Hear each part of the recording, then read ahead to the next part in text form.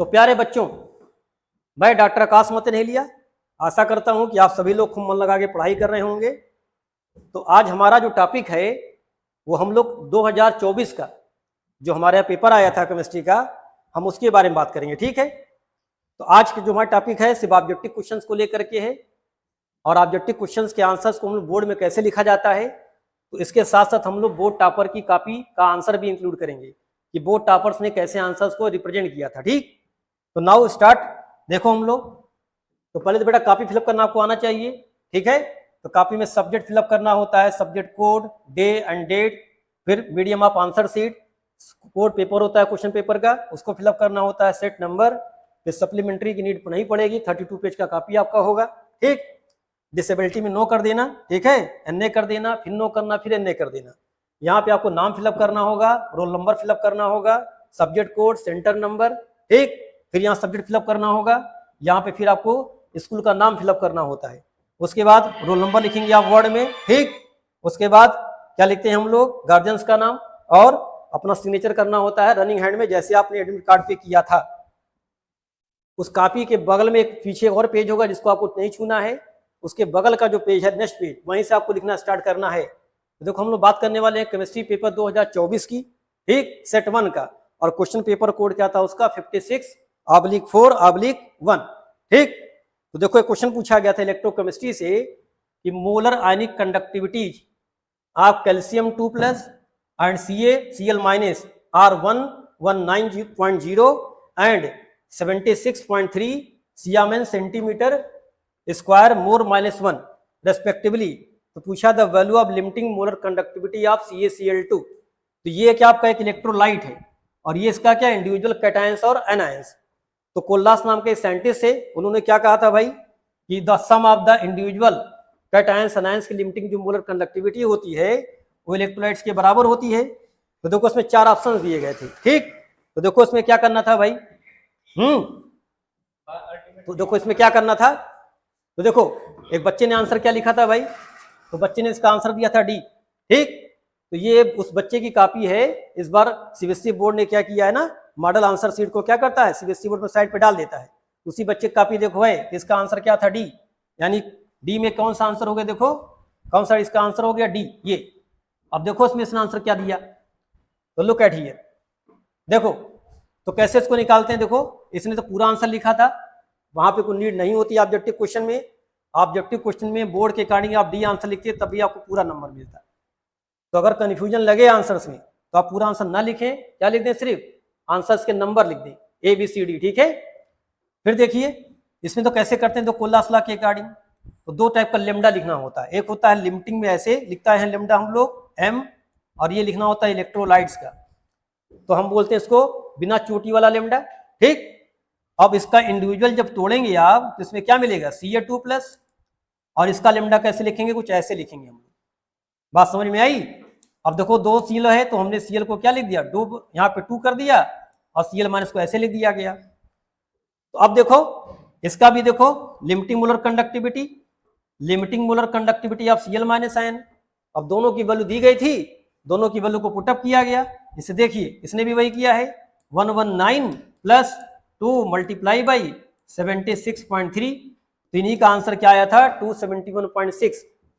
तो बोर्ड में आपको नीड नहीं है ऑब्जेक्टिव क्वेश्चन में सब दिखाने की, आप चाहे तो आंसर ही लिख सकते हैं, इसको आप रफ में कर सकते हैं। ठीक है, एक और चीज ध्यान देना, इस बार इस साइड में आपके लेफ्ट साइड में एक कॉलम बनाया गया है, थोड़ा सा बोर्ड ने चेंज किया है, इस साइड कॉलम बनाया गया है जहां पे क्वेश्चन नंबर लिखना होता है। तो क्वेश्चंस के नंबर आप इसी कॉलम में लिखेंगे। उसके बाद हर पेपर पे बारकोड दिया गया है ऑथेंटिसिटी चेक करने के लिए बच्चे की। चलिए, तो ये फर्स्ट क्वेश्चन था। तो ये क्वेश्चन कहां से आता है, कोलरास ले। अब कोलरास ला के देखो और बहुत सारी चीजें हैं, तो कोलरास ला के बारे में और भी हम लोग जान सकते हैं। देखो तो कोलरास ला में देखो पूछा था मोलर कंडक्टिविटी भी हम फाइंड कर सकते हैं। देखो हम लोग तो मोलर कंडक्टिविटी देखो हम लोग कोलरास ला पढ़ते थे हम लोग, तो पूछा जाता है बताओ भाई कि अल्फा कैसे फाइंड करते हैं हम लोग।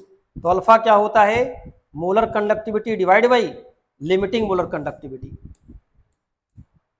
लिमिटिंग मोलर कंडक्टिविटी, अब लेमडा एम कैसे हम लोग डिफाइन करते हैं हम लोग, ये मोलर कंडक्टिविटी है। तो अगर इसकी बात करोगे तो लेमडा एम कैसे निकाला जाता है, ये क्या होता है, कंडक्टिविटी इनटू 1000 और डिवाइड बाई मोलैरिटी। इसका आंसर किस में आता है, Cmn centimetre square mole minus 1 में। तो मोलर कंडक्टिविटी ऐसे डिफाइन करते हैं हम लोग। और लिमिटिंग कैसे निकालते थे, कोलरास लॉ से। इससे हम लोग क्या फाइंड करते हैं, अल्फा। अल्फा क्या है, डिग्री ऑफ डिसोसिएशन। तो ये इसका एक एप्लीकेशन है। ठीक, एक बात समझ में आपको आ रही है। इसमें देखो एक यूनिट का कन्वर्जन पूछा जाता है। तो देखो भाई यूनिट कन्वर्जन में क्या करते हैं हम लोग, अगर आपसे पूछा जाए बताओ 1 Cmn मीटर स्क्वायर और मोल माइनस 1 दे दे, तो बताओ भाई 1 मीटर में कितने सेंटीमीटर होते हैं, 10 की पावर 2, और मीटर स्क्वायर में कितना हो जाएगा, 10 की पावर 4। तो सेंटीमीटर में जब इसको चेंज करना होगा तो ये क्या हो जाएगा, 10 की power 4 Cmn centimetre square mole minus 1। तो एक आपको ये ध्यान देना, ठीक है। अगर आंसर आपका मीटर में आ रहा है तो हम उसको सेंटीमीटर में ऐसे चेंज कर सकते हैं। अगर ये रिवर्स दे दिया, मान लो कहता बताओ 1 Cmn सेंटीमीटर स्क्वायर और मोल इनवर्स दे दिया, तब क्या करेंगे हम लोग, मीटर में कैसे चेंज करेंगे, तो इसी को 10 की power minus 4 Cmn metre square और मोल माइनस 1 कर देंगे। तो बात समझ में आई। ठीक, एक और देखो उसका एप्लीकेशन पूछा जाता है। अगर हम इसकी एप्लीकेशंस की बात करें तो एक और एप्लीकेशंस की देखो बात कर सकते हैं हम लोग। तो एक देखो और क्या पूछा था इसका एप्लीकेशन, देखिए एक पूछा था, बताइए अगर एसिड दे दिया जाए, तो एसिड कौन सा, CH3, वीक एसिड की बात करते हैं हम लोग। इसको ब्रेक करेंगे तो क्या मिलेगा, CH3 CO माइनस और प्लस H प्लस। अब देखो इस बेटा क्या करना होता है, C concentration 0 0 concentration, after some time क्या हो जाएगा, ये C माइनस C अल्फा, ये क्या हो गया अल्फा और अल्फा। तो हम लोग क्या निकालते थे, एसिड कांस्टेंट Ka। तो Ka क्या हो जाएगा बताइए, C alpha multiply by C alpha और divide by C minus C alpha. इसको सॉल्व करेंगे तो क्या मिलेगा हमको, C अल्फा स्क्वायर और by 1 minus alpha. 1 minus alpha को निगलेक्ट भी कर सकते हैं, नहीं भी कर सकते हैं। अब अल्फा की वैल्यू पुटअप कर दीजिए, तो अल्फा क्या था बताइए, लेमडा m और divide by lambda naught m। ये अल्फा की वैल्यू पुटअप कर देंगे तो हमको क्या मिल जाएगा, इससे एसिड कांस्टेंट मिल जाएगा। तो ये बात समझ में आई, बोलिए। तो अगर हम इसको सॉल्व करते हैं तो हमारा आंसर आता है C lambda m square divide by lambda naught m और फिर lambda naught m minus lambda. तो ये आपका आंसर आएगा किसका, लेमडा के टर्म में Ka की वैल्यू। तो फिलहाल हम तो पढ़ने चक्कर में थे इसका कि हम कैसे निकालते हैं आंसर, लेकिन हमने इसको ये भी बता दिया कि कोलरास लॉ कैसे करते हैं। ठीक है, तो कोलरास से 2 क्वेश्चन पूछे जा सकते हैं आपको। अल्फा पूछ सकता है, कई बार पूछा गया है, how we find the alpha. ठीक है, तो अल्फा क्या होता है, molar conductivity divide by limiting molar conductivity. याद रखना, बच्चे मैक्सिमम गलती क्या करते हैं आप लोग, लिमिटिंग को ऊपर लिख देते हैं और लेमडा को नीचे लिख देते हैं। ठीक, लेमडा कैसे फाइंड करेंगे बताया भी आपको हम लोग, इस फॉर्मूले से लेमडा फाइंड कर लेते हैं हम लोग, K इंटू 1000 और डिवाइड बाई मोलैरिटी। ठीक, इससे हम लोग लेमडा फाइंड कर लेते हैं। और क्या करेंगे बताइए हम लोग, और उसके बाद हम लोग लेमडा नॉट m कैसे फाइंड करेंगे, इस टाइप के फॉर्मूले से। ठीक है, अगर ये पता लग जाएगा तो हम लोग अल्फा फाइंड कर लेंगे, डिग्री ऑफ डिसोसिएशन। इसकी वजह से हम लोग K भी फाइंड कर सकते हैं। तो कंसंट्रेशन दे दिया जाएगा आपको, और इससे आपको क्या फाइंड करना होगा, K। अब देखो नेक्स्ट क्वेश्चन देखो हम लोग देखते हैं, हम लोग पूछा है कंसीडर द फॉलोइंग रिएक्शंस। तो पता है रिएक्शन कौन सा है, इस रिएक्शन का नाम क्या है, कैनिजारो रिएक्शंस। तो बात समझ में आ रही है, कौन सा रिएक्शन है कैनिजारो में, बोलिए। तो देखो कैनिजारो रिएक्शंस की कंडीशंस क्या है भाई, कि कैनिजारो में पहली बात क्या बोलते हैं हम लोग, कैनिजारो, इसकी फर्स्ट कंडीशन क्या भाई है, aldehyde with no alpha H। तो देखो ये आपका फॉर्मल्डिहाइड है, बोलो, इसके रेस्पेक्ट में कोई अल्फा कार्बन ही नहीं है। ठीक है, तो यहां तो अल्फा होने की कोई चांस ही नहीं है। और सेकंड कंडीशंस क्या है, कंसंट्रेट NaOH या कंसंट्रेट क्या लेते थे हम लोग, KOH। अगर ये 2 लेंगे हम लोग तो ये किसको इंडिकेट करेगा, कैनिजारो रिएक्शंस को। देखो इसमें कुछ नहीं करना है, एक एल्डिहाइड को बना देना आपको एल्कोहल और दूसरे को क्या बना देना है, बोलो, उसी का पोटेशियम या सोडियम का बना देना है फॉर्मेट, यानी एक करेगा ऑक्सीडाइज, दूसरा क्या करेगा रिड्यूस। तो देखो इसका आंसर बेसिकली क्या मिलता है, उसमें सेम कार्बन का मिलेगा एल्कोहल और सेम कार्बन का क्या मिल जाएगा, पोटेशियम फॉर्मेट। अब देखो एक एल्डिहाइड क्या हो रहा है, रिड्यूस, और दूसरा एल्डिहाइड क्या हो रहा है, ऑक्सीडाइज। तो ऐसे रिएक्शंस को हम लोग क्या बोलते हैं, डिसप्रपोर्शनेशन रिएक्शन। एक अच्छा क्वेश्चन ये पूछ सकता है भाई, तो डिसप्रपोर्शनेशन यहां पूछा जा सकता है, डी ब्लॉक में पूछा जाता है। डी ब्लॉक में क्या पूछा जाता है, कॉपर प्लस है, ये किसमें टूटता है, कॉपर 2 प्लस और प्लस कॉपर में टूटता है। तो बात समझ में आई। देखो एक कॉपर यहाँ पे क्या हो रहा है, ऑक्सीडाइज, और दूसरा कॉपर यहाँ पे क्या हो रहा है, रिड्यूस। तो ये भी कैसा एग्जांपल है डिसप्रपोर्शनेशन का। फिलहाल देखो यहाँ पे आंसर क्या होना चाहिए था, ए हमारा होना चाहिए था मीथेनॉल और बी क्या होना चाहिए था, पोटेशियम फॉर्मेट। या ऐसा भी दे सकता था, ए आपका पोटेशियम फॉर्मेट और बी क्या हो, मीथेनॉल। तो देखो यहाँ पे क्या दिया है, देखो सब में एल्कोहल दिया है ए, यानी ए वाला क्या होगा मीथेनॉल और बी वाला क्या होना चाहिए था, पोटेशियम फॉर्मेट। इसका सही आंसर कौन सा है, ए। देखो बच्चे ने भी क्या लिखा है, ए में लिखा मीथेनॉल और बी को क्या कर दिया है, पोटेशियम फॉर्मेट। तो बात समझ में आई। ये किसका एग्जांपल है, कैनिजारो रिएक्शंस का। तो कैनिजारो की कंडीशंस क्या है कि aldehyde should be having no alpha H. अब देखो इसकी और बात कर सकते हैं, देखो हम लोग जैसे एक और आपको ले लेते हैं हम लोग कुछ ऐसा एल्डिहाइड, देखो हम लेते हैं बेंजल्डिहाइड, ये बेंजल्डिहाइड, एक बार और लेते हैं बेंजल्डिहाइड्स को हम लोग, ये और बेंजल्डिहाइड्स। अब कहा गया इसका रिएक्शन किससे कर रहे हैं हम लोग, कंसंट्रेट NaOH के साथ, ठीक। इसको एक और नाम सिंपल कैनिजारो रिएक्शन के नाम से भी जानते हैं हम लोग। तो देखो ये sp2 कार्बन और इससे अटैच का अल्फा, लेकिन इस अल्फा पे क्या है, नो अल्फा एच। तो ये बेंजल्डिहाइड। तो बोर्ड में दो क्वेश्चन ज्यादा पूछा था, फॉर्मल्डिहाइड का और बेंजल्डिहाइड का कैनिजारो रिएक्शन से। ये आपका बेंजल्डिहाइड। अब इनका जब रिएक्शन होगा बताओ, in presence of concentrate NaOH से, ऐसे एल्डोल रिएक्शंस भी होता है। एल्डाल में क्या होता है, उसके पास अल्फा एच होना चाहिए एल्डिहाइड कीटोन के पास, और हम लोग बेस क्या लेते हैं, डाइल्यूट। यहाँ पे क्या लेना होता है, कंसंट्रेट। तो ये किसका एग्जांपल है, डिसप्रपोर्शनेशन का। वन एल्डिहाइड ऑक्सीडाइज और वन एल्डिहाइड रिड्यूस। तो देखो एक से क्या बन जाएगा, एल्कोहल, एक से क्या बन गया, एल्कोहल आफ्टर रिडक्शन, और दूसरे से क्या बन गया, दूसरा क्या बना देगा, सोडियम बेंजोएट। तो बात समझ में आ रहा है। तो देखो ये रिड्यूस प्रोडक्ट और ये कौन सा प्रोडक्ट है, ऑक्सीडाइज प्रोडक्ट। तो इसका नाम क्या है, बेंजिल अल्कोहल, बेंजिल एल्कोहल। इसको एल्कोहल क्यों बोला गया है, ये डायरेक्ट रिंग से नहीं अटैच है OH। अगर डायरेक्ट रिंग से अटैच होता तो हम लोग क्या बोलते हैं, फिनाल। और इसका नाम देखो क्या है, सोडियम बेंजोएट, सोडियम बेंजोएट। तो बात समझ में आई। तो दो ही क्वेश्चन पूछा जाता है, एक फॉर्मल्डिहाइड का और एक बेंजल्डिहाइड का कैनिजारो रिएक्शन में। और इस कैनिजारो रिएक्शंस का नाम क्या होता है, बेसिकली सिंपल कैनिजारो। इसका एक क्रॉस कैनिजारो भी होता है, वो डिफरेंट टाइप के हम लेते हैं, एक फॉर्मल्डिहाइड ले लेंगे और एक बेंजल्डिहाइड ले लेंगे। नेक्स्ट देखो बेटा क्वेश्चन, एक पूछा which of the following acid represent vitamin C. तो विटामिन सी सब लोग याद करते हैं, एस्कॉर्बिक एसिड होता है, इसको बोलते हैं विटामिन सी। इसको आप भी याद कर सकते हैं, एस्कॉर्बिक एसिड, ठीक। ये विटामिन सी का नाम होता है, ठीक। विटामिन सी का सोर्स पूछ सकता है, इससे बीमारी क्या होती है। तो विटामिन सी से कौन सी बीमारी होती है, स्कर्वी, ठीक। और विटामिन डी सी का सोर्स क्या होता है, सिट्रस फ्रूट, ऑरेंज, लेमन। बात समझ रहे हैं, ये आराम से लिख सकते हैं आप यहाँ पे, ठीक।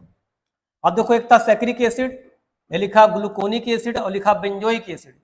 तो बेंजोइक एसिड है नहीं, ग्लूकोनिक एसिड कहाँ बनता था, कुछ याद आपको याद है, एक था ग्लूकेरिक एसिड और ग्लूकोनिक एसिड। तो ग्लूकोनिक एसिड कहाँ बनता था भाई, ये आपने ग्लूकोज लिया और इसको ऑक्सीडाइज कराया, तो ये क्या कन्वर्ट हो जाता था, ग्लूकोनिक एसिड में। और किसमें कन्वर्ट होता था, ये सैक्रिक एसिड में, सैक्रिक एसिड और ग्लूकोनिक एसिड। अब देखो दोनों का डिफरेंस क्या है भाई, सैक्रिक एसिड क्या है बताइए भाई, इसके दोनों टर्मिनल कार्बन्स जो हैं वो किस में कन्वर्ट हो जाएंगे, एसिड में। तो both the terminal carbons convert into acid, कुछ ऐसा देखो, COOH, 1 2 3 4 5 6 कार्बन, तो ये कौन सा एसिड बन गया, सैक्रिक। और अगर ही पूछा ग्लूकोनिक एसिड क्या है, तो जो टॉप मोस्ट कार्बन था ना, यानी एल्डिहाइडिक ग्रुप, तो ग्लूकोज का एल्डिहाइड ग्रुप किसमें चेंज हो जाएगा, COOH में। और बाकी सब आप ऐसे लिख सकते हैं, CH2OH का होल, CHOH का होल 4, CHOH का होल 4 और CH2OH। तो ये दो एसिड कहाँ मिलेंगे आपको, ग्लूकोज के ऑक्सीडेशन से, ठीक है। तो बायोमॉलिक्यूलर चैप्टर में सब आते हैं। और बेंजोइक एसिड पता ही है भाई आपको क्या होता है, रिंग पे क्या लगाओ, COOH। तो इसमें आंसर कौन सा था आपका, एस्कॉर्बिक एसिड। तो विटामिन सी का एग्जाम्पल क्या होता है, एस्कॉर्बिक एसिड। इसका सोर्स याद कर लीजिए, इसकी बीमारी याद कर लीजिए। चलिए नेक्स्ट देखते हैं हम लोग भाई, रोजन रिडक्शन देखो, पूछा है बताओ, Rosenmund reduction for preparation of aldehyde. तो कहा है the catalyst use in this reaction is, तो कौन सा कैटलिस्ट लेते हैं, PDBSO4, ठीक है। तो इसमें देखो क्या होता है भाई, इसमें क्या था यार, COCl लेते थे हम लोग, तो क्या था बताइए, COCl, और इसका रिएक्शन किससे कर दिया हमने, PD और BaSO4 के साथ, ठीक है, इन प्रेजेंस ऑफ H2। तो 2H में से क्या होगा बताओ, एक चला जाएगा C के पास, बोलो। तो अगर हम इसको ऐसे लिख दें, यहाँ 2H है, एक चला गया C के पास, एक Cl के साथ जाके निकल गया, तो ये क्या बन जाएगा, बेंजल्डिहाइड।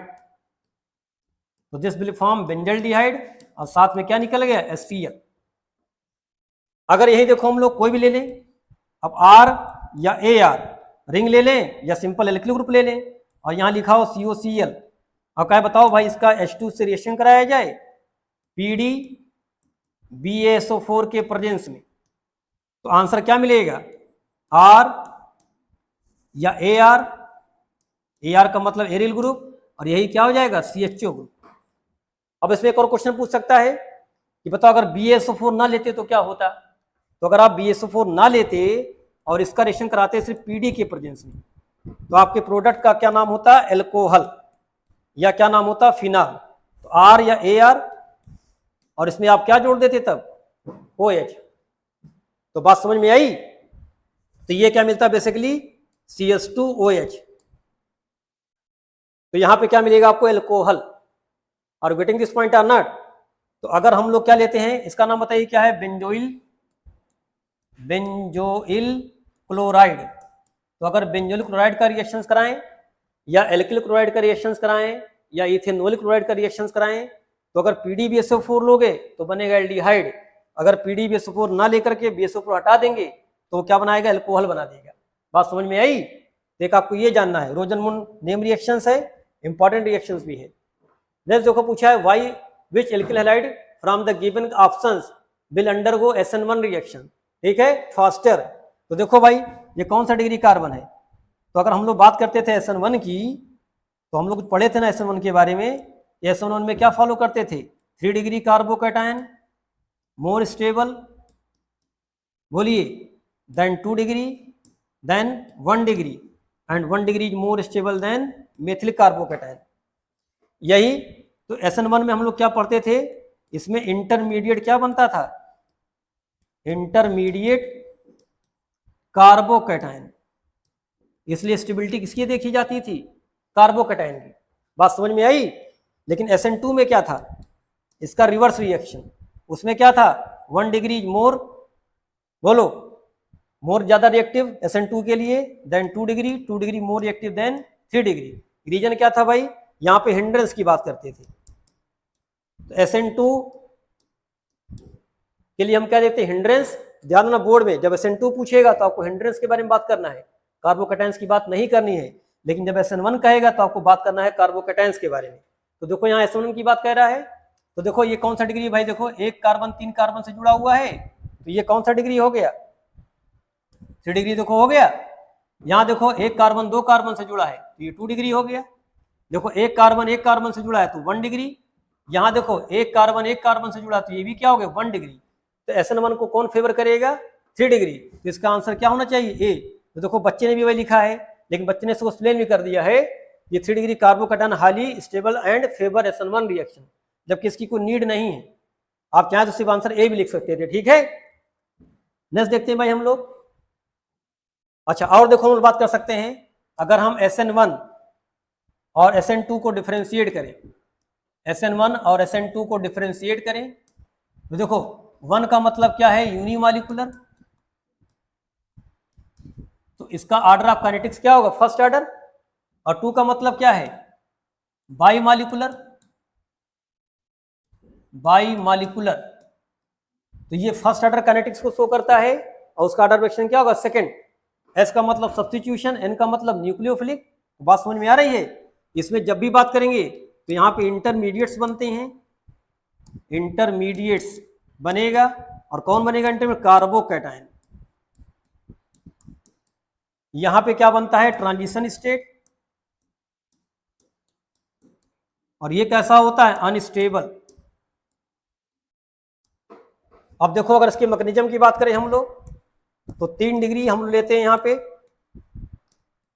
एल्किल हैलाइड कुछ ऐसा, Cl। तो फर्स्ट स्टेप में क्या होता है, breaking of the bond and it will form carbocation. तो क्या बनाएगा, ये कार्बोकैटायंस बनाएगा। इसके सेकंड स्टेप में क्या होता है, तो ये स्टेप कैसा होता है, स्लो स्टेप, और इसी को बोलते हैं रीडिटरमाइनिंग स्टेप। तो यहाँ देखो एक मॉलिक्यूल पार्टिसिपेट कर रहा है, इसलिए इसका नाम पड़ा फर्स्ट ऑर्डर काइनेटिक्स। ठीक, सेकंड स्टेप में क्या होगा, यही कार्बोकैटायंस पे कौन अटैक कर जाएगा, OH। इसमें हमने क्या दिखाएंगे, OH पे अटैक कर गया, और ये रिएक्शन कैसा होगा, फास्ट, क्योंकि यहाँ आयंस का रिएक्शन हो रहा है। तो हमारा आंसर क्या मिल जाएगा, जिधर साइड Cl निकलेगा उसी साइड से हम क्या जोड़ देंगे, OH। तो इसको एक और नाम से जानते हैं, रिटेंशन ऑफ द प्रोडक्ट। तो ये क्या रिटेंशन हुआ, जिस साइड से Cl निकला वही साइड से वो जुड़ गया, तो इसको बोलते हैं retention of the product. Transition state देखो बनता है इसमें, ये सिंगल स्टेट में देखो रिएक्शंस होगा, और इसके लिए हाइलाइट्स कैसा लेना चाहिए, प्राइमरी। देखो Cl है, यहाँ पे जो OH है वो पीछे से अटैक करेगा, तो देखो 2 मॉलिक्यूल पार्टिसिपेट कर रहे हैं, इसलिए इसका नाम क्या पड़ा, बाई मॉलिक्यूलर। Cl को दिखाएंगे निकलते हुए, देखो बेटा हम लोग ऐसे, H कुछ ऐसा होगा, और यहाँ दिखाया जाएगा OH पीछे से अटैक करते हुए। तो देखो यहाँ पे 5 बॉन्ड दिखाई पड़ रहे हैं, इसलिए अनस्टेबल होगा, कार्बन 5 बॉन्ड नहीं बना पाएगा। सेकंड बात देखो पूछा था इसका हाइब्रिडाइजेशन क्या होता है, तो इसको बोलते हैं sp2 हाइब्रिडाइजेशन, और ऐसे रिएक्शन को बोलते हैं वाल्डन इन्वर्जन। तो इसका प्रोडक्ट देखो क्या बन जाएगा भाई, तो क्या बन जाएगा प्रोडक्ट, इसके पीछे दिखाएंगे हम लोग OH, H, H और H, इसको बोलते हैं इन्वर्टेड प्रोडक्ट। तो प्रोडक्ट कैसा होगा, इन्वर्टेड, और इसी को दिया था वाल्डन ने, तो उसको बोलते हैं वाल्डन इन्वर्जन। इतना आपको जानना होता है SN1 SN2 के बारे में। बाकी आपको पता ही है 3 degree carbocation more stable then 2 degree, 2 degree more stable then 1 degree. यहाँ पे जब भी बात करेंगे तो हिंड्रेंस की बात करेंगे, 1, 2 और 3 लिखेंगे। बात समझ रहे हैं, ये आपको ध्यान देना है SN2 SN1 रिएक्शंस के बारे में। इतना तो मोस्टली आपको याद करना ही करना पड़ेगा। मैकेनिज्म भी देख सकते हैं आप, और इसको देख सकते हैं। नेक्स्ट क्वेश्चन देखो भाई, कहा from the element 3D series given below which element show the maximum number of oxidation state. तो 3D सीरीज के सारे एलिमेंट का इलेक्ट्रॉनिक कॉन्फ़िगरेशन अच्छे से बेटा याद कर लो, बहुत काम आता है। देखो ये, तो अगर हम लोग बात करते हैं कौन कौन से एलिमेंट हमारे पास है, स्कैंडियम, उसके बाद क्या आता है, टाइटेनियम, फिर वैनेडियम, फिर हमारे पास आता है क्रोमियम, उसके बाद किसका नंबर आता है, Mn का, उसके बाद क्या आता है, आयरन, फिर आयरन के बाद कोबाल्ट, निकिल, उसके बाद कॉपर और जिंक। ये आपके 3D सीरीज के एलिमेंट हैं। इसमें देखो आपको जानना क्या है, इलेक्ट्रॉनिक कॉन्फ़िगरेशन। तो सबसे पहले इसमें आप लिख दीजिए आर्गन, और आपको आउटर मोस्ट लिखना होता है इलेक्ट्रॉनिक कॉन्फ़िगरेशन। इसका क्या मिलेगा आपको, 3D1 और 4s2। इसका कॉन्फ़िगरेशन क्या मिलेगा, 3D2 और 4s2। वैनेडियम का क्या मिलेगा, 3D3 और 4s2। लेकिन जैसे क्रोमियम में पहुंचेंगे हम लोग, इसको ध्यान देना है, इसका क्या हो जाता था, 3D5 और 4s1। तो पूछेगा ऐसा यहाँ पे क्यों हुआ है, तो हाफ फील्ड स्टेबिलिटी की वजह से। अब आते हैं Mn में, Mn में देखो सेम मिलेगा, 3D5 और 4s2। जब आयरन में जाएंगे तो 3D6 4s2, कोबाल्ट में जाएंगे तो 3D7 4s2, निकिल में जाएंगे तो 3D8 और 4s2, कॉपर में जाएंगे तो फिर चेंज होगा। देखो तो 3d10 और ये कितना हो जाएगा 4s1। तो आपको कॉपर का और क्रोमियम का ज्यादा अच्छा देखना है, ठीक, क्योंकि यहाँ पे हाफ फील्ड और फुल फील्ड स्टेबिलिटी की बात करेगा। जब जिंक में जाएंगे तो 3d क्या हो जाएगा 10 और 4s2। अब देखो उसको बहुत सारे फायदे आपको मिलेंगे, जैसे पूछेगा +2 स्टेट में है, +3 स्टेट में है, इंथैल्पी ऑफ फॉर्मेशन बताइए क्या होगा, तो इससे आपको बहुत सारे क्वेश्चन सॉल्व हो जाएंगे। अब जैसे जिंक का पूछा जाता है बताइए, तो जिंक क्या होता है सॉफ्ट मेटल क्यों हो जाता है, तो देखो डी में 10 इलेक्ट्रॉन्स और एस में 2 इलेक्ट्रॉन, फुल फील्ड है, इसलिए इसमें मेटेलिक बॉन्डिंग कम होती है। क्रोमियम सबसे हार्ड क्यों होता है इस ग्रुप में यानी इस सीरीज में, because of more metallic bonding, ठीक है।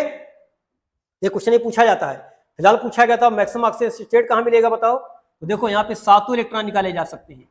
तो Mn के कंडीशन में क्या होता है जनरली, कि हम लोग बात करते हैं कि MnO4 माइनस, तो देखो यहाँ पे Mn के साथ क्या कंडीशन देखो है, यहाँ पे 7+ कंडीशन में आएगा, यानी इसके पास +7 चार्ज हो सकते हैं। तो इसका सही आंसर कौन सा होगा, +7 किसका होता है Mn का। तो बात समझ में आ रही है। देखो वैसे भी आप कर सकते थे अगर आपको ये याद होता, तो स्कैंडियम में बहुत मैक्सिमम होगा तो 3+, इसमें कितना होगा +3, क्रोमियम देखोगे तो मैक्सिमम +6, अगर टाइटेनियम देखोगे इसमें मैक्सिमम कितना होगा +4। ये कौन सा बच्चा आपके पास Mn, इसको ऐसे भी कर सकते थे आप। तो आपको डिटेल्स आंसर नहीं लिखने थे, यहाँ तो आपको सिर्फ इतना लिखना था, क्या था कि मैग्नीज, ठीक है। तो सबसे ज्यादा कौन सा करता है ऑक्सीडेशन नंबर Mn के बाद आयरन से क्या होता है कम होना शुरू होता है, तो आयरन का +2 +3। उसके बाद आते हैं हम लोग कहाँ पे कोबाल्ट में, यहाँ भी +2 +3 मिलता है, निकल का +2 होता है, कॉपर का क्या होता है +1 +2, और जिंक का क्या होता है +2 ऑक्सीडेशन स्टेट। स्कैंडियम का कॉमन क्या होता है +3, पूछा था +3 क्यों, तो इनर्ट गैस कॉन्फिगरेशंस को मिल जाएगा, ठीक है। उसके बाद देखो बेटा हम लोग बात करते हैं कि the correct mathematical expression of Arrhenius equation. तो आर्नियस साहब ने एक फॉर्मूला दिया था, क्या दिया था भाई, रेट कांस्टेंट इक्वल टू के e⁻ अब अगर हम इसको लाग लेते हैं तो इससे न्यूमेरिकल आना कंफर्म होता है, न्यूमेरिकल भी इससे आता है। देखो इस साल भी एक न्यूमेरिकल देखो बेटा आएगा, अगर इसका लाग ले लो तो लाग में क्या मिलेगा बताओ, लॉग के इक्वल टू लॉग ए, ठीक, माइनस EA/2.303 RT। इसमें के क्या रेट कांस्टेंट, ए क्या फ्रीक्वेंसी फैक्टर, ठीक, फ्रीक्वेंसी फैक्टर है, या इसको प्री एक्सपोनेंशियल फैक्टर बोल देते हैं, या आर्नियस फैक्टर बोलते हैं हम लोग। ये क्या होता है एक्टिवेशन एनर्जी, आर क्या है गैस कांस्टेंट, और टी क्या है टेम्परेचर। तो आर की वैल्यू क्या रखी जाती है 8.314 जूल पर केल्विन पर मोल, और टी क्या है टेम्परेचर इन केल्विन और ये को क्या बोलते हैं हम लोग एक्टिवेशन एनर्जी, एक्टिवेशन एनर्जी। तो यहां तो देखो डायरेक्ट पूछा गया फॉर्मूला एक्सपोनेंट के फॉर्म में कि के बताओ किससे रिलेटेड है, तो देखो यहां पे -a दे दिया गया, गलत आंसर हो गया। बात समझ में आ रही है, ये गलत हो गया। यहां देखो a गायब कर दिया तो ये भी गलत हो गया। यहां देखो a e⁻⁴ तो सही हो गया, और यहां देखो फिर -a कर दिया गया, ये गलत हो जाएगा। इतना आपको ध्यान देना होगा आर्नियस इक्वेशंस के बारे में। तो बात समझ में आ रही है, बोलिए। अब देखो आर्नियस के और भी सारे क्वेश्चंस होते हैं। अब इसी में देखो आपसे ग्राफ पूछ लेगा, ठीक है, कहेगा बताओ भाई लॉग के और 1/t में ग्राफ खींचिए। तो ग्राफ कैसे देखो बनाएंगे, तो ग्राफ की बात देखो कर लेते हैं। देखिए ग्राफ कैसे बनाया जाएगा, देखो बेटा अगर इसका ग्राफ बनाओगे आप तो कुछ ऐसा, तो ग्राफ कैसा बनेगा, कुछ ऐसा ग्राफ बनाएंगे। इधर हमने क्या ले लिया लॉग के, और इधर क्या ले लिया 1/t। अब देखो भाई ये किससे मैच करता है बताइए, y = mx और +c, एक ऐसा ग्राफ होता है स्ट्रेट लाइन का, ठीक है। यहां देखो भाई ग्राफ किसके बीच में खींचना है EA/RT। तो यहां देखो ये क्या ग्राफ मिल रहा है आपको, स्लोप इसका मिल रहा है -x -mx, और ये क्या मिल रहा है +c। तो ग्राफ कैसे पास होगा, देखो कुछ ऐसा, स्लोप इसका क्या नेगेटिव होगा। यहां से यहां पे क्या हो गया बताइए लॉग ए हो गया इसका इंटरसेप्ट, और इसका स्लोप क्या मिलेगा बताइए, इसका स्लोप क्या हो गया -EA/√2 2.303 आर। तो कभी कोई स्लोप से क्वेश्चन पूछ लेते हैं, स्लोप आपको दे दिया जाए, पूछा तो ये कितना है, ठीक है, तो बहुत इंपॉर्टेंट फार्मूला है भाई ये। उसके बाद देखो एक और पूछा जाता है इसके अंदर फार्मूला, अगर हम इसी की बात करें, जब पूछा जाता बताओ भाई, अगर दो टेम्परेचर पे बात की जाए तो log K2 बाई K1, तो हम लोग क्या बात करते हैं, log K2 by K1 equal to क्या हो जाएगा, delta EA divide by 2.33 R, और ब्रैकेट में क्या होगा 1/T1 माइनस 1/T2। तो इस फार्मूले को भी हम लोग यूज करते हैं। तो ये सब फार्मूला को जानना बहुत जरूरी था, इसलिए इसके बारे में हम लोग बात कर रहे थे। तो बात समझ में आई, ये करना क्या होता है, देखो ये सारे फार्मूले से क्वेश्चन आते हैं, ठीक। चलो भाई आगे देखते हैं हम लोग।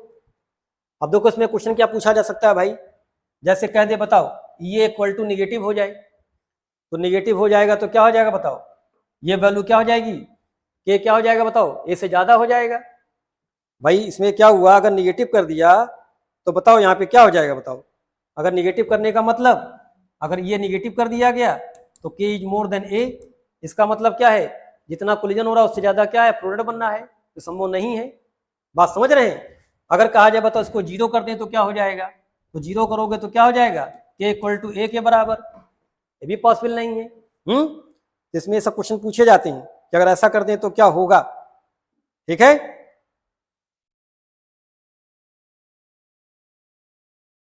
तो चलिए अब देखो आगे बात कर सकते हैं, और इस चैप्टर में और सारी चीजें हैं बताने के लायक, एक दो क्वाड्रेटिक रिएक्शंस की बात भी करेंगे बाद में भी हम लोग।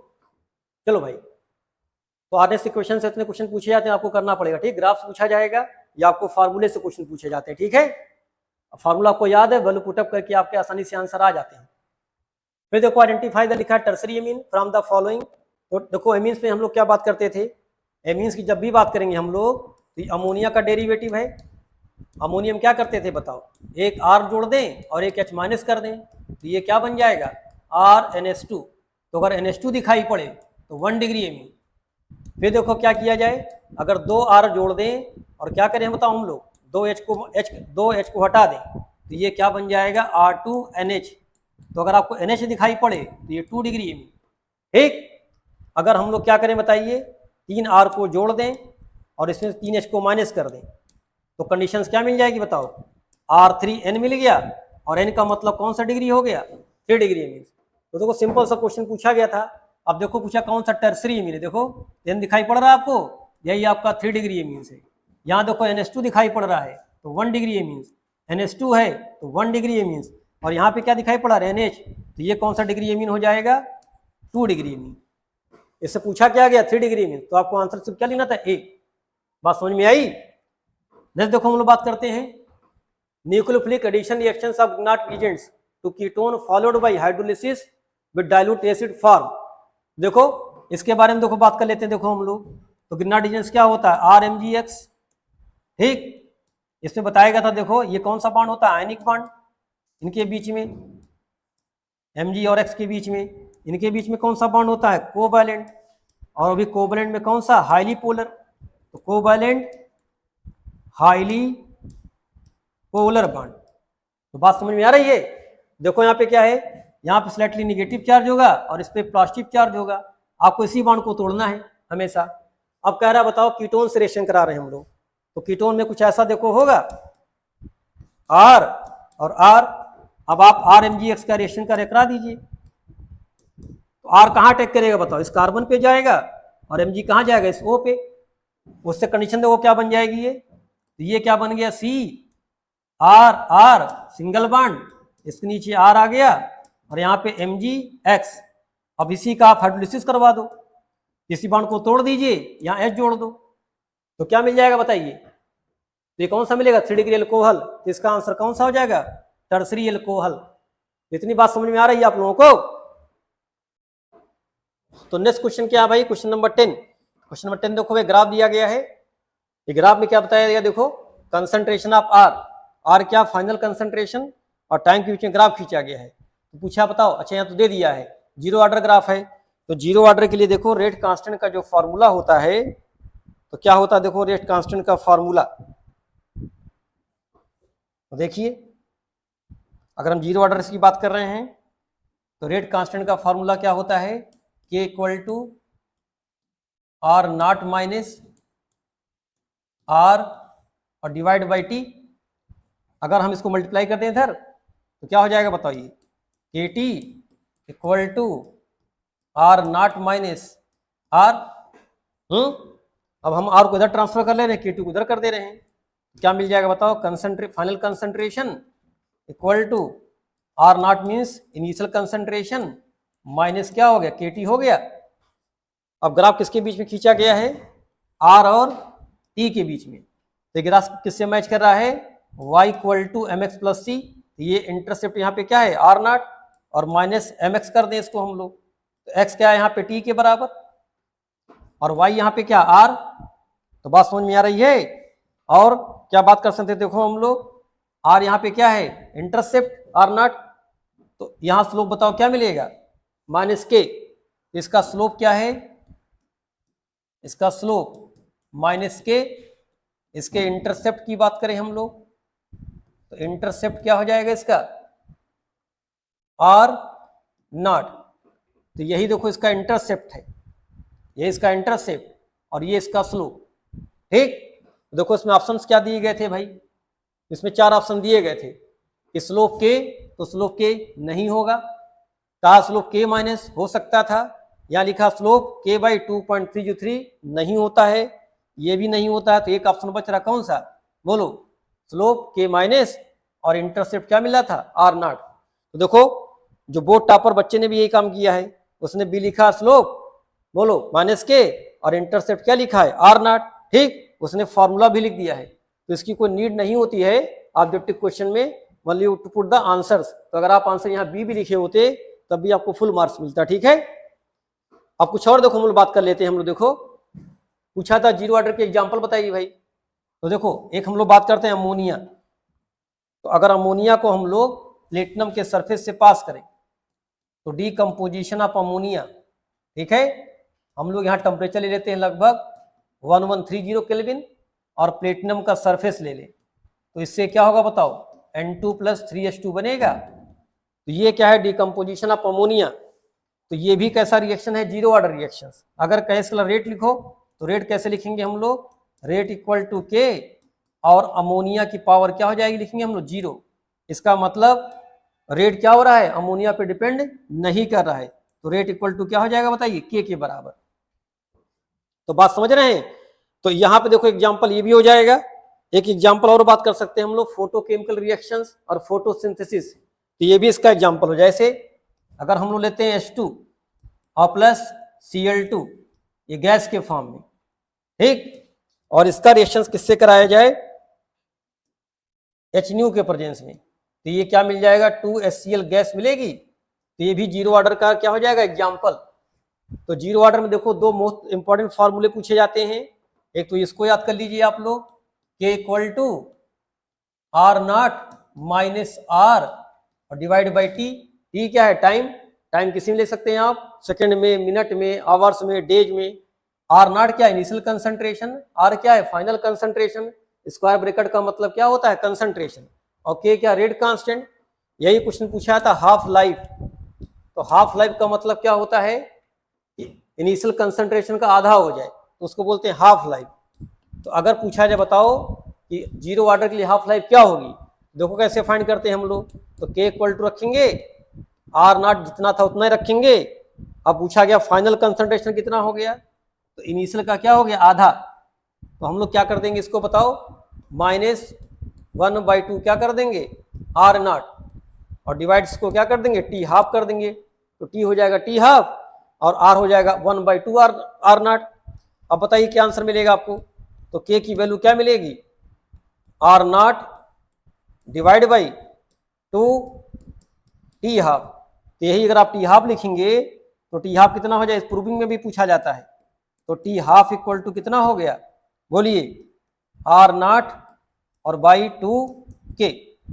इसका मतलब कि जीरो ऑर्डर के लिए हाफ लाइफ किस पे डिपेंड करती है, इनिशियल कंसंट्रेशन के डायरेक्टली प्रोपोर्शनल होती है। ठीक, तो हम इससे जीरो ऑर्डर के बारे में तो दो चीज तो मस्ट है, एक तो ये रेट कांस्टेंट का फॉर्मूला और एक कौन सा आपको जानना होता है, टी हाफ कैसे निकालते हैं। ठीक, चलिए आगे बढ़ते हैं। देखो हम लोग फिर देखो एक हम लोग इसी में और बात कर सकते हैं फर्स्ट ऑर्डर का। देखो तो अगर पूछेगा फर्स्ट ऑर्डर का क्या होता है, तो फर्स्ट ऑर्डर के लिए हम लोग क्या लिखते हैं, log R naught by R is equal to k 2.303 T. अब इसको अगर हम लोग के टर्म लिखें तो क्या हो जाएगा बताओ, तो के इक्वल टू क्या हो जाएगा 2.303 सॉरी के टी, तो 2.303 multiply by log R naught by R और डिवाइड बाई क्या कर देंगे हम लोग टी। तो ये हम लोग कब लिखते हैं, फर्स्ट ऑर्डर का रेट कांस्टेंट का फॉर्मूला है। तो बात समझ में आ रही है। अब देखो अगर यही पूछे बताओ टी हाफ कितना होता है इसका, तो टी हाफ फिर देखो वही काम करेंगे हम लोग, 2.303 नीचे कर देंगे के, टी को हमने कर दिया T half, log R not था ही, अब हम लोग आर को क्या कर देंगे, आर नॉट बाई 2 कर देंगे। तो देखो आर नॉट आर कैंसिल हो गया और यही क्या मिलेगा आपको 2.303 मल्टीप्लाई बाई लॉग 2 और डिवाइड बाई के। लॉग 2 की वैल्यू कितनी होती है 0.3010, तो उसको मल्टीप्लाई कर दो। तो इसमें क्या करेंगे हम लोग 3010 मल्टीप्लाई कर देंगे और क्या लिखेंगे यहाँ पे डिवाइड बाई के। यही आंसर आपको मिलता था 0.693 और डिवाइड बाई के। तो देखो भाई यहाँ पे जो इसका टी हाफ है वो क्या है बताइए, वो इनिशियल कंसंट्रेशन पे डिपेंड नहीं करता है। तो बात समझ में आई। तो हम लोग इससे क्या कर सकते हैं, टी हाफ आसानी से निकाल सकते हैं। तो एक आपको ये भी जानना होता है भाई कि टी हाफ कैसे निकालते हैं हम लोग फर्स्ट ऑर्डर के लिए और रेट कांस्टेंट की वैल्यू क्या होती है। ठीक, इसका सबसे अच्छा एग्जांपल क्या, रेडियो एक्टिव डिसइंटीग्रेशन, चाहे नेचुरल हो और चाहे आर्टिफिशियल। तो अगर रेडियो एक्टिव डिसइंटीग्रेशन हो रहा है तो हम उसको क्या बोलते हैं, फर्स्ट ऑर्डर काइनेटिक्स का इसका एग्जांपल हो जाता है। बाकी देखो अगर गैस फेज में कोई भी डिकम्पोजिशन होता है, जैसे PCl5 ले ले हम लोग, अगर गैस फेज है और ये डिकम्पोज कर रहा किसमें, PCl3 प्लस Cl2 में कर रहा है, तो ये भी किसका एग्जाम्पल हो जाएगा, फर्स्ट ऑर्डर काइनेटिक्स का। तो फर्स्ट ऑर्डर में दो चीज आपको जानना होता है, एक तो के की वैल्यू, ठीक, और के का फॉर्मूला, ये बहुत इंपॉर्टेंट क्वेश्चन में पूछा जाता है। और सेकंड अगर डेरिवेशन पूछेगा तो आराम से कर सकते हो, ठीक है। तो टी हाफ का डेरिवेशन आराम से कर सकते हैं आप, एक नंबर पूछा था ये भी। चलिए आगे देखो बात करते हैं हम लोग। नेक्स्ट क्वेश्चन देखो दिया गया है, math the Regents required for the given reactions. तो देखो प्राइमरी एल्कोहल से बनाना एल्डिहाइड, तो इसके लिए हम लोग क्या यूज कर सकते हैं बताइए भाई। अगर तो आपको बनाना है प्राइमरी एल्कोहल से एल्डिहाइड, यानी CH2OH ग्रुप को किसमें चेंज करना है, CHO में, तो हम लोग क्या यूज कर सकते हैं बताइए। तो अगर इधर से इधर जा रहे हैं तो ये क्या हो रहा है बताओ, ऑक्सीडेशन हो रहा है ना, ये बोलो एल्कोहल से क्या बना एल्डिहाइड, तो ऑक्सीडेशन हो रहा है। और ऑक्सीडेशन के लिए बताओ क्या यूज कर सकते हैं हम लोग, एक होता है PCC पिराडीनियम क्लोरोक्रोमेट, या हम लोग कापर से भी कर सकते हैं, कापर 573 ले लेंगे केल्विन तो भी हो जाता है, ठीक है। इसके लिए हम लोग CrO3 भी ले सकते हैं, ठीक है, इन प्रेजेंस ऑफ H2SO4, ठीक। तो देखो भाई यहाँ पे आंसर क्या दे रहा है बताइए, यहाँ लिखा दो PCC दिख रहा है, इसका आंसर क्या हो जाएगा बताओ PCC। सेकंड वो कह रहा है ब्यूटेन 2 ऑन से ब्यूटेन 2 आल बनाना है, यानी ये कैसा प्रोसेस है बताओ, ये रिडक्शन प्रोसेस है। तो रिडक्शन के लिए हम लोग क्या यूज कर सकते हैं बताइए, LiLH4 या NaBH4, तो हम लोग क्या यूज कर सकते हैं बताइए, NaBH4। ये कैसा एजेंट है, रिड्यूसिंग एजेंट, बोलो। अब कहा है ब्रोमिनेशन ऑफ फिनाल टू 2,4,6, ये भी कराए थे ना आप लोग को, ट्राइब्रोमर मिल जाएगा। इसके लिए क्या लेते हैं हम लोग, ब्रोमीन वाटर। इसका रिएक्शन चाहे तो आप देख सकते हैं, देखो तो ब्रोमीन वाटर में क्या होगा भाई, फिनाल लिया गया, बोलिए। अब इसको हम लोग क्या करा रहे हैं, Br2 से reaction in presence of water, तो आपको क्या मिल जाएगा, इसके सारे आर्थो पे क्या मिल जाएंगे, आर्थो पैरा पे Br मिल जाएगा। तो ये एक टाइप का केमिकल टेस्ट भी है। ये रिएक्शन कौन नहीं देगा, इथेनॉल नहीं देता है, एल्कोहल नहीं देगा। तो अगर पूछा जाए एल्कोहल को हम लोग फिनाल से कैसे डिफ्रेंशिएट करेंगे, तो इसको भी कर सकते हैं हम लोग। ठीक, एक देखो लिखा dehydration of propane 2R2 propene, तो ये कैसा रिएक्शन है, एलिमिनेशन रिएक्शन। इस रिएक्शन को क्या बोलते हैं हम लोग, एलिमिनेशन रिएक्शन। ये सब बताया गया था आप लोगों को। तो एलिमिनेशन के लिए क्या लेते हैं हम लोग, H2SO4 ले लें, P2O5 ले लें, और एक होता है 85% फास्फोनिक एसिड। तो बात समझ में आ रही है। तो यहाँ पे एक ऑप्शन कौन सा बच रहा है आपके पास, 85% फास्फोरिक एसिड। तो फास्फोरिक एसिड का फॉर्मूला क्या हो जाएगा, H3PO4। तो बात समझ रहे हैं। यही अगर 1 डिग्री एल्कोहल, अब ये कौन सा डिग्री एल्कोहल देखो है 2 डिग्री, इससे क्या बनना, प्रोपीन। तो यहाँ पे हम क्या लेते हैं, 85% फास्फोरिक एसिड। अब देखो 4 ऑप्शन आपको पास दिए गए हैं। तो देखो फर्स्ट का ऑप्शन का आंसर कौन सा हो जाएगा, आर। तो फर्स्ट का आर फर्स्ट में दिखा रहा है और किसी ने दिखा रहा, देखो इसका मतलब ए ही वाला आंसर इसका हो जाएगा। तो देखो बोर्ड में बड़ा आसान क्वेश्चन पूछा जाता है जी। तो बात समझ में आ रही है। अब देखते हैं बच्चे ने क्या लिखा था भाई। तो देखो बच्चे ने भी आंसर ये दिया है, कहा है ना, फर्स्ट का आर, सेकंड का पी, थर्ड का एस और फोर्थ का क्या मिलेगा बताइए, क्यू। तो बात समझ में आ रही है। देखो कुछ और चीजें हम लोग इसके साथ में कर सकते हैं। अगर हम लोग इसकी बात करें तो देखिए, जैसे कापर और 573 केल्विन ले, या हम लेते हैं पीसीसी, या हम ले पीडीसी, या हम लोग लेते हैं जॉन्स रीजेंट्स। इसमें हम लोग एक और बात कर सकते हैं। तो एक होता है कॉलिंस रीजेंट,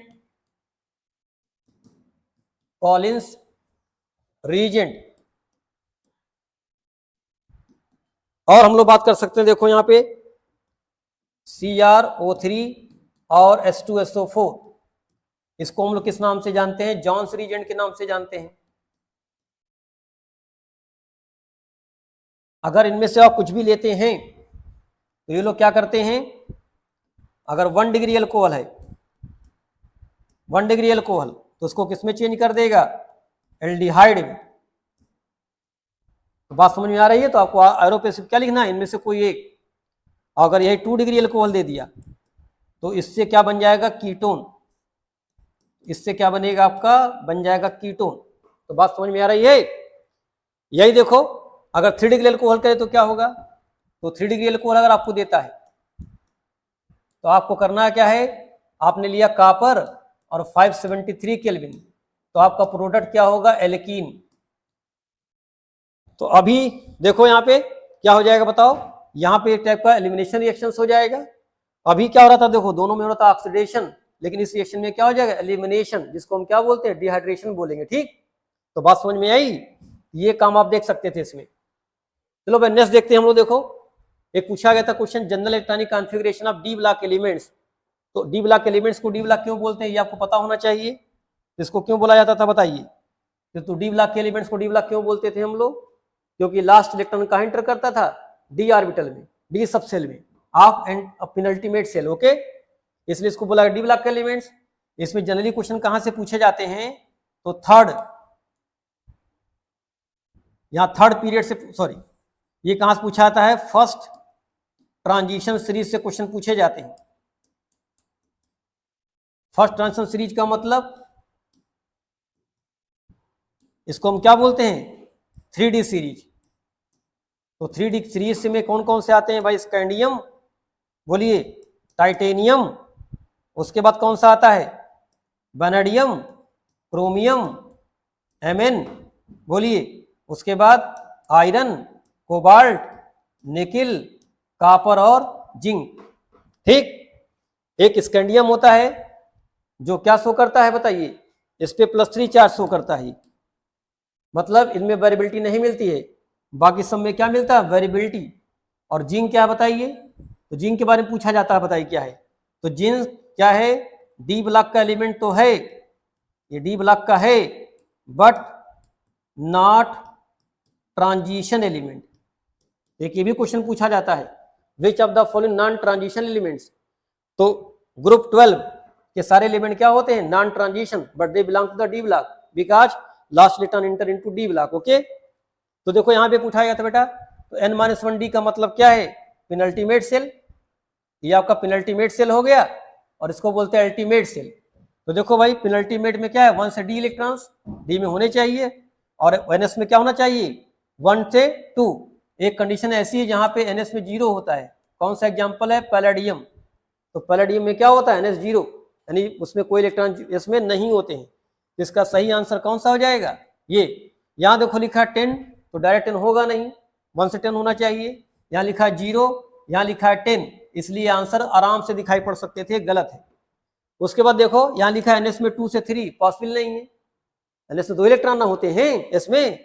यहाँ देखो पॉसिबल था लेकिन यहाँ D में 0 दिखाया और D में 10 दिखाया। इससे आसानी से आप समझ सकते थे आंसर कौन सा होगा फर्स्ट वाला। तो बच्चे ने भी देखो वही आंसर दिया था ठीक। और बोर्ड के अकॉर्डिंग क्या लिखना था आपको सिर्फ A ठीक। अब देखो क्वेश्चन आता है एसर्शन रीजन का।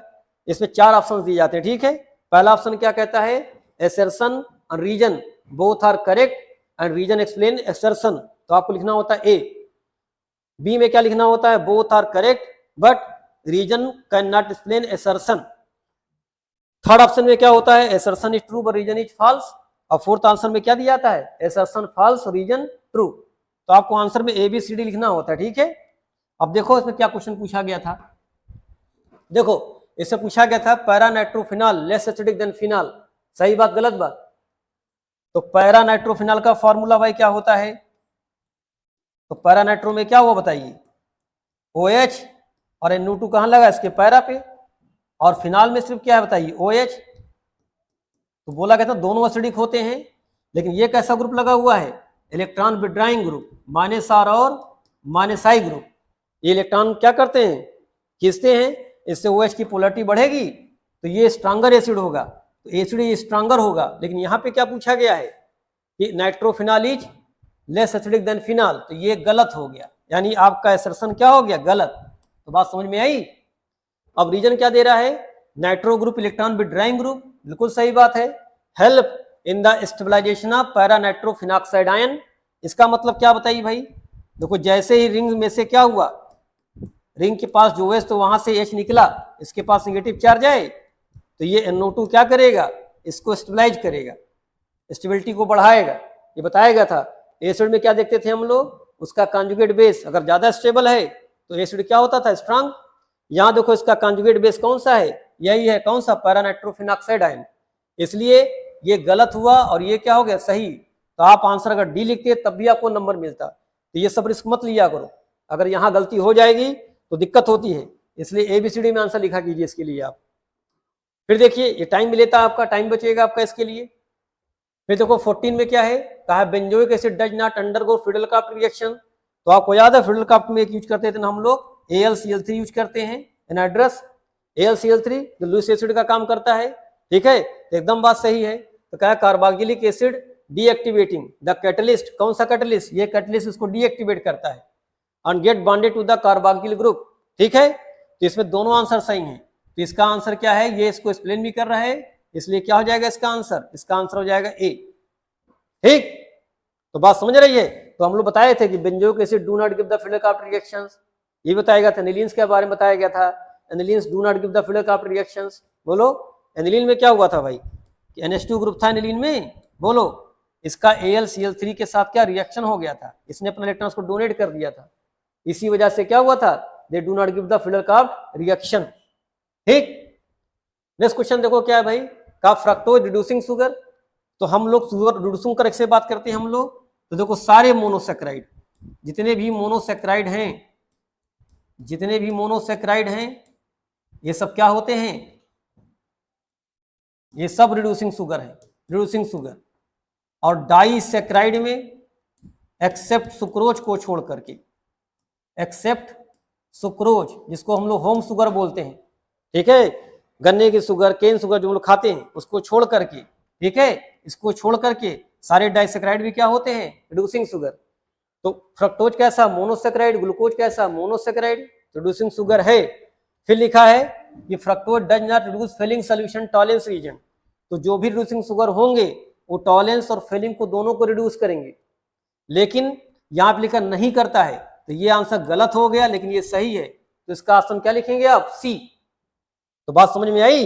अब देखो बच्चे ने कितना अच्छा डिफाइन किया है इसने C पूरा लिखा हुआ है और फिर लिखा fructose reducing sugar as it reduce Fehling solution and Tollens reagent by tautomerization of in a basic solution to form aldehydic glucose. ठीक, तो इतना लिखने की जरूरत आपको नहीं थी, अगर आप सी लिखते तब भी पूरा आंसर मिलता। ठीक है आपको, तो बात समझ में आ रही है?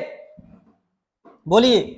तो एक ग्लूकोज का स्ट्रक्चर देख लो भाई, ग्लूकोज का कैसा स्ट्रक्चर होता है, इसको बोलते हैं फिशर स्ट्रक्चर। ठीक, इसमें थर्ड नंबर का OH कहां होगा? लेफ्ट साइड में, और बाकी सारे OH कहां होते हैं? राइट साइड में। तो देखो इसमें पूछा क्या जाता है, ये कौन कौन से ग्रुप लगे हैं बताओ, ये किसका फॉर्मूला है? ग्लूकोज का। ये कौन सा ग्रुप है? Aldehyde group. बोलिए, ये सारे क्या हैं? 2 डिग्री अल्कोहल। ठीक, और ये सारे अल्कोहल कैसे हैं 2 डिग्री वाले? सब चाइरल हैं। इसने पूछा था बताओ इसका ऑप्टिकल आइसोमर्स कितना बनेगा, तो ये सारे क्या हैं? चाइरल। अगर पूछा जाए ऑप्टिकल आइसोमर बनाइए कितना बनेगा, तो ये क्या होता है? 2 की पावर n, यहाँ पे n क्या है? 4, n नंबर ऑफ चाइरल कार्बन, तो क्या हो जाएगा भाई? 2 की पावर 4 का मतलब कितना हो गया? बोलो, 2 2 जा 4, 4 2 जा 8 और 8 2 जा 16, इसके 16 आइसोमर्स बनेंगे। ठीक, और ये कौन सा अल्कोहल है? 1 डिग्री अल्कोहल। तो बात समझ में आ रही है? तो ग्लूकोज में क्या होता है? 1 डिग्री अल्कोहल, 1 एल्डिहाइड ग्रुप, और 4 क्या होते हैं? 2 डिग्री अल्कोहल। यही देखो फ्रक्टोज, फ्रक्टोज भी देख लो भाई जल्दी से। तो फ्रक्टोज में क्या कंडीशन थी बताइए? इसमें कीटोनिक ग्रुप होता है। यहां भी देखो थर्ड नंबर का OH कहां होगा? लेफ्ट साइड में, बाकी सारे OH कहां होते हैं? राइट साइड में। ये ध्यान देना होता है। यहां देखो ये 3 यहां पे सेकेंडरी अल्कोहल। ठीक, 2 डिग्री अल्कोहल, 2 डिग्री अल्कोहल। ये कैसा है? 1 डिग्री अल्कोहल। और ये भी कैसा है? 1 डिग्री अल्कोहल। लेकिन ये कौन सा ग्रुप हो गया? Ketonic group. तो बात समझ में आ रही है? तो ये डिफरेंस होता है ग्लूकोज और फ्रक्टोज में। ठीक है, तो ग्लूकोज कैसा होता है? एल्डिहाइड ग्रुप इसके अंदर होता है, और फ्रक्टोज में कौन सा होता है? Ketonic group. और क्या होता है बेटा, हमारा बॉडी इसीलिए इसको यूज करता है, फ्रक्टोज को यूज नहीं कर पाता। ठीक है, तो अगर वो लोग डायबिटिक्स वाले पेशेंट है ना, तो फ्रक्टोज लेने से कोई नुकसान उनको नहीं है, क्योंकि ब्लड में जाएगा ही नहीं, ब्लड में मिक्स ही नहीं होगा। ठीक है, बाहर निकल जाएगा ऐसे ही, यानी वो उसका कोई फर्क हमारे ब्लड में नहीं पड़ेगा। ठीक, चलिए लास्ट क्वेश्चन देखो भाई, ये पूरा डेनियल सेल का है Zn। अब देखो इसका मतलब क्या है कि ये ऑक्सीडाइज हो दिखा रहा है। ठीक है, तो हम लोग रिप्रेजेंटेशन लिखते हैं ना, तो ये ऊपर लेफ्ट साइड में क्या दिखाता है? नोड को, और राइट में क्या दिखाते हैं? कैथोड को।